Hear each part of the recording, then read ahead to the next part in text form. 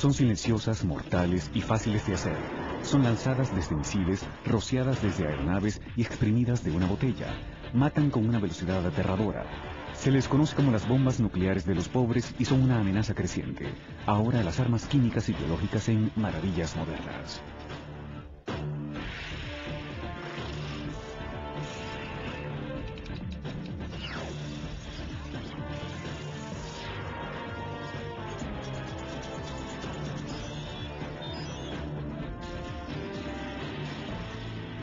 Maravillas Modernas.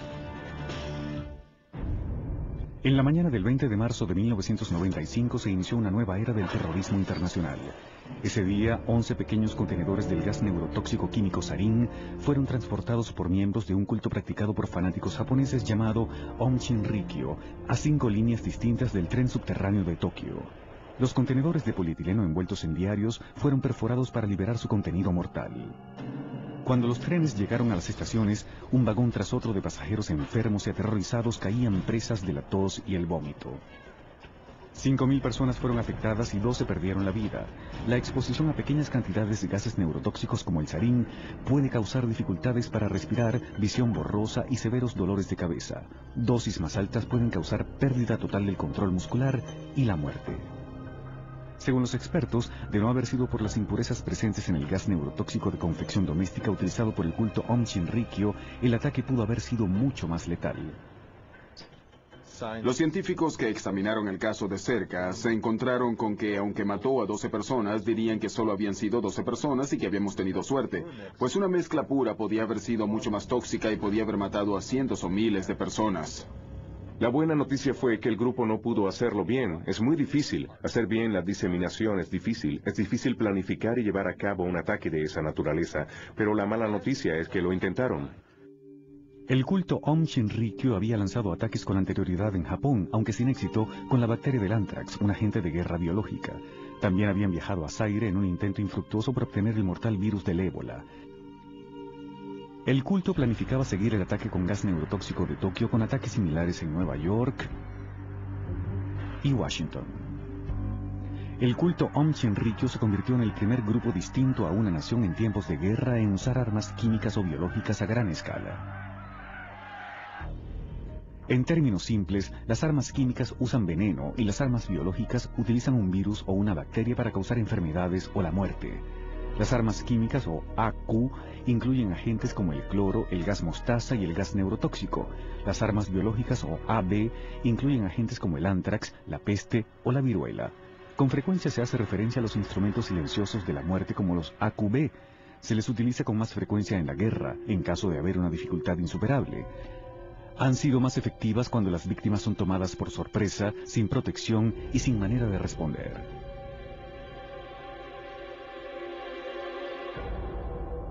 La historia de la guerra química y biológica se remonta a hace más de 4.000 años. A las guerras de la antigua India, cuando los soldados utilizaban cortinas de humo y vapores tóxicos contra sus enemigos. 1000 años más tarde, durante la dinastía Sung en China, se utilizó humo con arsénico en las batallas. En el siglo VI a.C., los sirios envenenaron los pozos de sus enemigos con una enfermedad de hongos llamada cornezuelo de centeno. El siglo siguiente, durante la guerra del Peloponeso, los espartanos quemaron brea y azufre para producir gases venenosos, los cuales introdujeron por debajo de los muros de la ciudad del enemigo ateniense. Era un tubo largo en el que colocaban una mezcla dañina. En el fondo tenía fuelles que se podían bombear y hacer que la peligrosa mezcla se filtrara al nivel del muro del defensor. En el año 1346 de nuestra era, durante el sitio de Kaffa, en lo que ahora se conoce como Ucrania, el ejército tártaro catapultó los cadáveres de víctimas de la peste sobre los muros de la ciudad, lo que creó una epidemia entre los residentes que los obligó a rendirse. Se entendía que era peligroso estar cerca de las personas que contraían la peste porque el aire que les rodeaba de alguna manera estaba contaminado. Nadie entendía que eran bacterias llamadas Yersinia pestis las que causaban la enfermedad en las personas. En Estados Unidos, durante la Guerra Franco-India a mediados del siglo XVIII, Sir Jeffrey Amherst, comandante de las fuerzas británicas en Estados Unidos, sugirió el uso de la viruela para reducir a las tribus indias que le eran hostiles a la corona. En 1763, uno de los ayudantes de Amherst les dio como regalo a 2 jefes indios mantas y pañuelos extraídos de un hospital para enfermos de viruela. La viruela pronto se apoderó de las tribus de la región, las cuales no tenían defensas contra esta enfermedad. La idea de utilizar químicos para atacar al enemigo fue sugerida durante la Guerra Civil estadounidense, particularmente en situaciones sin solución aparente en las que ningún bando tenía una ventaja clara con armas convencionales. En realidad, hubo una propuesta durante el estancamiento que sugería verter cloroformo por las ventilas del Virginia y el Monitor, los acorazados, y así poner a dormir a sus tripulaciones. Otra sugerencia era utilizar una manguera del Departamento de Bomberos para rociar cloroformo sobre los soldados enemigos. El problema con esa propuesta era que le dispararían primero a cualquiera antes de que siquiera lograra acercarse lo suficiente como para verter el cloroformo. Ningún general de ninguno de los dos bandos mostró interés. A comienzos de siglo, el mundo y sus ejércitos aún no tenían idea de cuán devastadora podía ser la guerra química. Pero en un campo de batalla en Bélgica, cerca de un pueblo llamado Epp, estaban a punto de averiguarlo.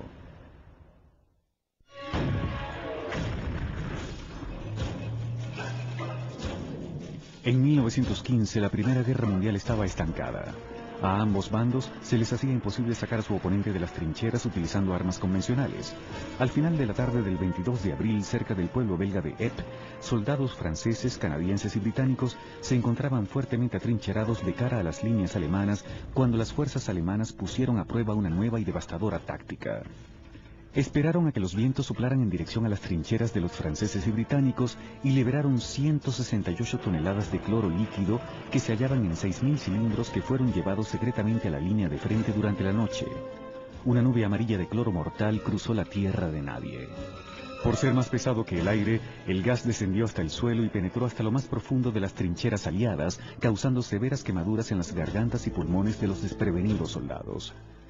En total, el gas mató a 5.000 soldados, lesionó a 10.000 y abrió una brecha de 6,5 kilómetros en la línea de frente aliada. Este asombroso ataque no solo tomó a los franceses y a los británicos por sorpresa, sino también a los mismos alemanes, quienes no tenían idea de la efectividad de esta nueva arma mortal. Y que no tenían las tropas suficientes para explotar la brecha en la línea.